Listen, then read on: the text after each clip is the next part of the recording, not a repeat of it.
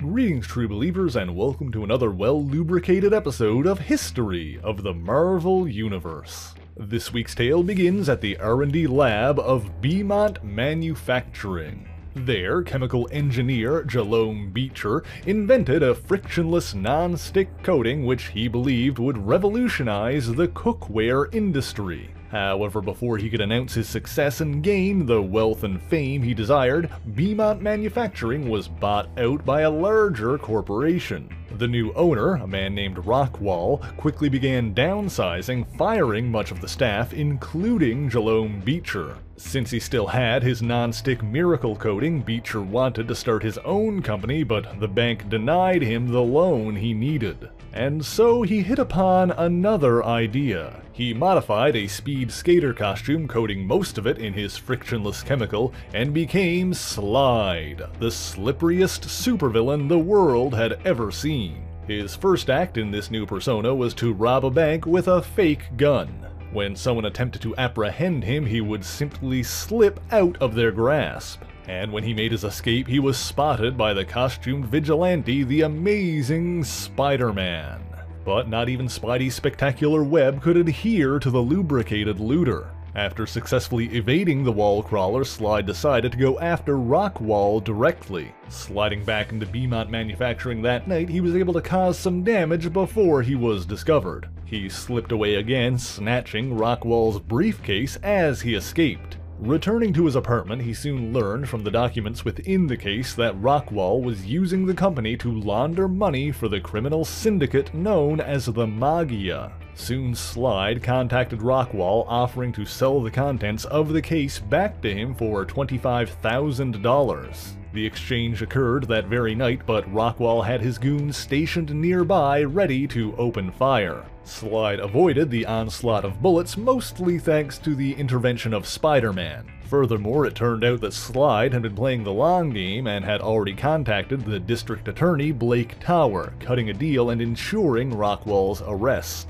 However, greed got the better of Slyde, and rather than leave well enough alone, he grabbed the money and slid away. Sometime later, another of Rockwall's money laundering firms was operating while he was in jail, and so Slyde targeted that one as well. While Beecher himself escaped, this time Spider-Man was able to stop him from getting away with another score by webbing the case of money rather than the slippery suit. Unfortunately, sometime later, Rockwall's Magia allies discovered Slyde's secret identity and hired two supervillains, Razorwire and Nautilus, to kidnap his stepbrother, Matthew Beecher. The thugs demanded the return of the $25,000, but by that time Slyde had already spent most of it. For help, he turned to Luke Cage, the hero for hire, and the two concocted a plan. Slyde would steal the needed money for the ransom, and when Matthew was safe, Luke would defeat the kidnappers, reclaim the money, and return it from whence it came. However, things quickly became more complicated when the kidnappers attempted to kill Cage, and Spider-Man arrived on the scene.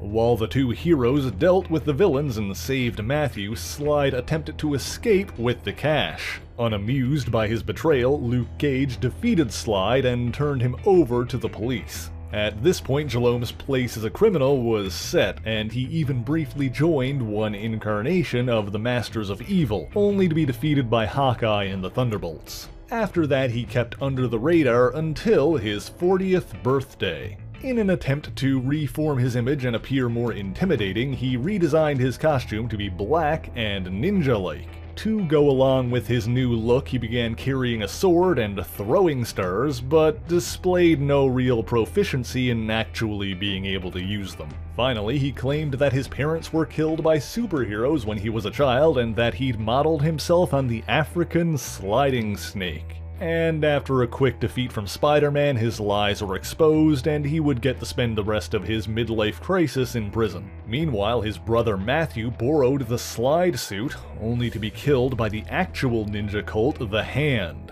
The Hand used their magic to resurrect Matthew Beecher as part of their brainwashed supervillain army, but he was quickly killed again by Wolverine. After the original Slyde was released from prison, he was one of many villains that Hammerhead attempted to recruit during the first superhero civil war. Ironically, Hammerhead was the Magia crime boss who previously employed the two villains that had once kidnapped Jalome's brother. Slyde refused to go along with Hammerhead's plans, believing they were doomed to failure, and so Hammerhead had his enforcer, Underworld, shoot Slyde in the back of the head. His costume later wound up in police custody. It was then repaired so that an unnamed NYPD officer could use it to frequent the supervillain hangout, the Bar with No Name, and gather information. It was also used as part of a sting operation to try and catch Spider-Man while he was a fugitive, but of course that didn't work. So this should be the end for Slyde, yes? And yet, strangely, there have been sporadic sightings of the slippery criminal for some time.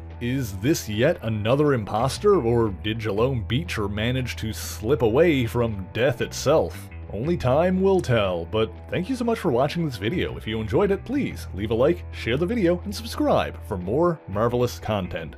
Be sure to leave a comment letting me know what Marvel hero or villain you want to hear about next, and as always, the issues referenced in this video are listed in the description below if you would like to read them for yourself, as well as links to other places you can find me, including my Patreon page, where for only $1 a month you can get your name in these special thanks here. So until next time, true believers, Excelsior!